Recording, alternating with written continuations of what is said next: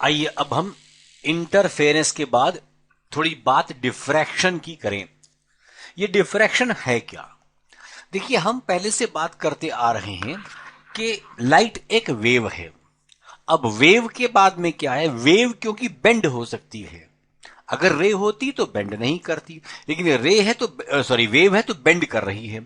जब बेंड करती है तो होता क्या है, इसके आसपास जो वेव्स मुड़ जाती हैं, तो bending of waves at sharp corners, sharp objects is called diffraction. आइए एक इसके पहले एग्जाम्पल समझते हैं, फिर हमें और समझ आएगा। ये देखिए, यहां पर एक छोटा सा छेद है, ये गोल गोल इस पे वेवफ्रंट निकल रही हैं। तो हो क्या रहा है, यहां पर देखिए, इधर मैक्सिमा इधर मिनिमा, ऐसे लाइटें बदल रही हैं।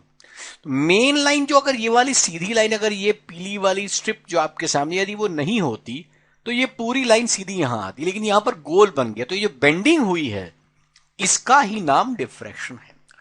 डिफ्रैक्शन से होगा क्या, अगर आप इस इधर वाले हिस्से की प्लेट को देखेंगे तो देखने में आपको ऐसे नजर आएगी लाइट। ये बीच में तो आ रही है प्राइम लाइट, मेन लाइट, और साइड में ये जो ये कहीं पर वेव्स जुड़ेंगी कहीं घटेंगी, वो ये आएगा। दूसरे शब्दों में समझें तो जो रे हमारे पास सीधी सामने आने वाली है, यहां देखिए इस पॉइंट, अगर मैं यहां पर स्क्रीन लगाता हूं तो जो रे यहां से सीधी आ रही है वो है प्राइमरी वेव्स, जो मुड़ गई हैं वो है सेकेंडरी। तो अगर मेरे पास ये डिस्टेंस देखिए कम, हमारे पास गैप हमारे पास बहुत ज्यादा है तो ये कम मुड़ेंगी, और अगर ये गैप कम हो गया तो ज्यादा मुड़ जाती है। तो इन दोनों केसेस में इस पॉइंट, ये जो इतना हिस्सा होगा, इसमें जो आने वाली लाइट है वो है प्राइमरी लाइट, यहां पर आने वाली लाइट है प्राइमरी, इसके आसपास जो साइडों में जाने वाली है वो है सेकेंडरी लाइट, सेकेंडरी वेव्स। इसीलिए हम दूसरे शब्दों में ये कह सकते हैं कि डिफ्रैक्शन और कुछ नहीं परंतु सेकेंडरी वेव्स का इंटरफेरेंस है। प्राइमरी का इंटरफेरेंस आपके सामने है जो हम कर चुके हैं यंग्स डबल स्लिट में, इसमें हम सेकेंडरी वेव्स का इंटरफेरेंस कर रहे हैं। अब सेकेंडरी वेव्स की क्या खास बात है? पहली बात तो वो प्राइमरी से कम इंटेंसिटी की होती है, उनमें एनर्जी कम होती है। तो इसका मतलब इसका जो मैक्सिमा होगा, इंटरफेरेंस तो वही है, कहीं पर एनर्जी बढ़ेगी कहीं एनर्जी कम होगी। तो जहां पर मैक्सिमा होगा वो भी बहुत तगड़ा नहीं होगा क्योंकि दोनों वेव्स बहुत वीक हैं, और अगर मिनिमा होगा तो भी बहुत बेकार सा होगा क्योंकि उनमें ज्यादा फर्क नहीं होगा। ये इंटरफेरेंस की फर्क आ गया, क्योंकि ये इंटरफेरेंस ऑफ प्राइमरी नहीं है, सेकेंडरी वेव से।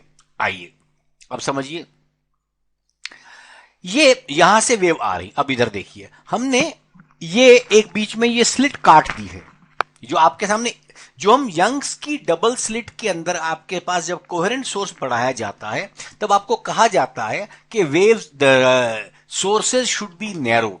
वो यही वजह होता है, हम चाहते हैं डिफ्रैक्शन का इंपैक्ट उसमें ना आए। अब ये जो एसी हिस्से की स्लिट काट दी गई है, इसको काट दिया गया, मतलब जो ये एसी का छेद कितना बड़ा है, जितना यंग्स डबल स्लिट में दो छेद आपके अलग अलग थे, ये उनमें से एक ही छेद को बड़ा करके दिखाया गया।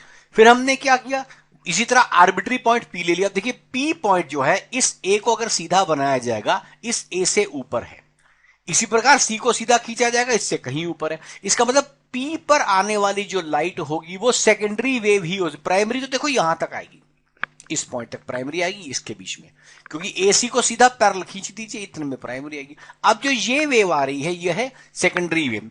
इनके मैक्सिमा और मिनिमा के स्टडी करने का नाम ही डिफ्रैक्शन है। अब आइए इसको दूसरे तरीके से समझिए। मान लीजिए ए और पी, मैंने क्या किया, सी पी के ऊपर एडी नाम का एक परपेंडिकुलर डाल दिया। इससे हुआ क्या, लगभग दूरी एपी और डीपी की दूरी लगभग बराबर हो गई। तो सीडी क्या हो गया, हमारे पास पाथ डिफरेंस हो गया। लेकिन ध्यान रखिएगा, ये जो सीडी पाथ डिफरेंस है ये एक्सट्रीम वेव्स का है। मैंने आपको अभी बताया इंटरफेरेंस के अंदर दो प्राइमरी वेव्स इंटरफेयर करती हैं, परंतु सेकेंडरी में करोड़ों वेव्स इंटरफेयर कर रही हैं जिनकी अपनी अपनी इंटेंसिटी बहुत कम है, करोड़ों कर रही हैं। इसलिए इसको स्टडी करने में थोड़ा सा आपको हाइपोथेटिकल समझना पड़ेगा। अब ए से कुछ सेकेंडरी वेव्स पी तक जा रही हैं, डी से कुछ सेकेंडरी वेव्स पी तक जा रही हैं। अब एपी और डीपी लगभग बराबर कर दिया। अब हमने एसी को नाम दे दिया थीटा, इस लाइन को। तो जो हमारा ये एंगल है पीसीई, इसको हमने नाम दिया थीटा। तो ध्यान दीजिएगा CAD, हमारे पास ये जो एंगल है ये भी थीटा बन जाएगा हमारे पास। हमने देखो BQ को इस फॉर्म में ले लिया। अब एंगल PCE इसका नाम लिया थीटा, PBE ऑलमोस्ट थीटा, मतलब ये दूरियां बहुत छोटी हैं। तो बेसिकली पाथ डिफरेंस मेरे पास एक्सट्रीम वेव्स का CD रह गया। इस BQ का नाम हमने कैपिटल D मान लिया, वो तो पिछले में भी था। अब ध्यान देना, ये AD जो लेंथ है, मैंने इस ट्रायंगल को दोबारा यहां प्लॉट कर दिया। अब आपको थोड़ा समझने में आसानी होगी। इसमें हम दो एजम्पशंस लेके सॉल्व करेंगे। उसमें हमने क्या किया था, सीधा पाथ डिफरेंस ले लिया है। इसमें हम पाथ डिफरेंस को पहले कुछ मान रहे हैं, फिर ढूंढेंगे पी पर क्या हो रहा है। मान लीजिए, आइए मान लेते हैं हमने एडी के बीच में, हमने एडी को हमने 12 पॉइंट्स में तोड़ दिया, एडी को, ठीक। और इन 12 पॉइंट्स में एडी पूरा एक लैम्डा वेव को तोड़ा हमने। तो आप देखिए 1 से लेकर 6 तक अगर क्रेस्ट में है तो 6 से 12 ट्रफ में होंगे। जितना 0 से 1 आगे है उतना 6 से 1 आगे होगा। इसका मतलब 1 7 2 8 3 9 4 10 5 11, ये सारे के सारे एक दूसरे के आउट ऑफ फेज होंगे। इसका मतलब क्योंकि ये उतना ऊपर चला गया, नीचे आ गया। यहां पर माइंड में आप वेव बना लीजिए, ये पूरी वेव है। तो जो ऊपर गया नीचे आया, उस प्रकार से बनेगा। तो होगा क्या, maximum of the waves get cancelled और हमारे पास आता है सेकेंडरी मिनिमा। Secondary minima. लेकिन आप कह सकते हैं सर सारी वेव्स एडी में थोड़ी हुई। जी हां, मैंने मेजॉरिटी वेव्स ले ली है, तो majority gets cancelled, some are left, वो सेकेंडरी मिनिमा बना रही है। इसी प्रकार यदि मैंने एडी को 3/2 लैम्डा कर दिया, मतलब 1 से 8 में 1 लैम्डा कर दिया और 8 से 12 में आधा लैम्डा कर दिया, तो ध्यान कर, जो 0 का फेज है वही 8 का है, जो 1 का है वही 9 का है, जो 2 का है वही 10 का है। इस प्रकार से बनेगा ना। तो अब क्या होगा, 1 5 2 6 3 7 4 8, ये सब हो जाएंगे कैंसिल। लेकिन 1 9 2 10 3 11 4 12 दे आर इन फेज। सो ये वाला ऊपर की 4, नीचे वाली 4, देसी भाषा में समझना, समझो ऊपर वाला हिस्सा क्रेस्ट का आ गया, नीचे वाला ट्रफ का आ गया, फिर से क्रेस्ट का आ गया। तो क्रेस्ट और ट्रफ तो हो गए कैंसिल, लेकिन ये हिस्सा क्रेस्ट का बच गया। तो that's why this is called relative secondary maxima. Again word आएगा रिलेटिव, क्योंकि पूरा मैक्सिमा आ नहीं रहा है। ये प्राइमरी वेव्स की बात नहीं हो रही है, सेकेंडरी वेव्स के इंटरफेरेंस की बात हो रही है। समझ गए आप? आइए देखिए, इसको थोड़ा और समझेंगे मैथमेटिकल फॉर्म में। ये मैंने आपको बता दिया, bending of light at sharp objects diffraction होता है।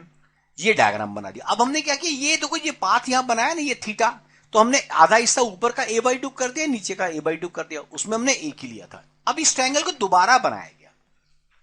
अब इतने हिस्से का पाथ डिफरेंस आप देखिए, जिस समय ये वाला हिस्सा पाथ डिफरेंस a/2, मतलब ये वाला बीच का पूरे का a sin थीटा बन जाएगा। तो अपने को मालूम है P0 के ऊपर सेकेंडरी वेव्स पहुंच रही हैं, ये सब इस तरह रीच करने वाली हैं। तो हमारे पास हमारी कंडीशन ये है कि मिनिमा के लिए हमारे पास क्या होगा, सारा कैंसिल हो जाए।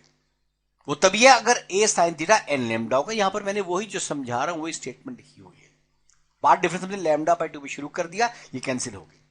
तो मिनिमा के लिए a sin theta n lambda हो गया, और मैक्सिमा के लिए अगेन 3/2 लैम्डा कर दीजिए, उसको मैंने 2n-1 लैम्डा/2 कर दिया। क्योंकि अगर n लैम्डा होगा ना, देखो n लैम्डा होने का मतलब क्या है, आधे हिस्से में क्रेस्ट है, आधे में ट्रफ है, तो कैंसिल करके। लेकिन ये अगर लैम्डा के 3/2 लैम्डा, 5/2 लैम्डा, 7/2 लैम्डा होगा, तो क्या होगा, मान लो 5/2 लैम्डा है, तो 2 लैम्डा कैंसिल हो गए, और क्रेस्ट और ट्रफ कैंसिल करके, और बाद में सिर्फ आधा बचा, इसलिए वो रिलेटिव सेकेंडरी मैक्सिमा हो जाएगा। ये दो फॉर्मूले हैं। बेसिकली एग्जाम में इसका डेरिवेशन इसीलिए नहीं आता क्योंकि कोई मैथमेटिकल पार्ट इसमें है नहीं। लेकिन हाँ आपको पता होना चाहिए, इस फॉर्मूले से आपके सारा काम हो जाएगा। अब इसके बाद जो महत्वपूर्ण बात आपके पास आती है, जो बोर्ड में और वैसे भी आपको पता होनी चाहिए, वो है difference between interference and diffraction. देखिए इंटरफेरेंस में क्या था, हमारी फ्रिंज विड्थ बराबर आ रही थी लैम्डा डी बाई डी, वो आपके सामने कोई ये है, ये इंटरफेरेंस, ये फ्रिंज विड्थ है, ये देखो आई मैक्सिमम हुआ, ये यहां हुआ, ये यहां हुआ, तो इस पूरे रीजन लगभग मतलब ये डी के आसपास का हिस्सा है, मिडिल जो मिडिल पॉइंट से आसपास का हिस्सा, तो ये यहां आएगा, ये आ गया। लेकिन इसमें बहुत ज्यादा फर्क है, क्योंकि देखो ये वाला हिस्सा क्या है, फिर समझिए, ये है प्राइमरी वेव्स, ये है सेकेंडरी, तो ये सेकेंडरी मैक्सिमा है, ये सेकेंडरी मैक्सिमा है, ये फर्स्ट सेकेंडरी मैक्सिमा, ये सेकंड सेकेंडरी मैक्सिमा और खराब हो गया, सेकंड सेकेंडरी मैक्सिमा और खराब हो गया। इसलिए इसके मैक्सिमा और मिनिमा की वैल्यूज में हमारे पास फ्रिंज विड्थ और इंटेंसिटी कभी भी सेम नहीं आती है। तो ये इंपॉर्टेंट पॉइंट्स याद रखिए, मैंने पॉइंट भी बता दिए।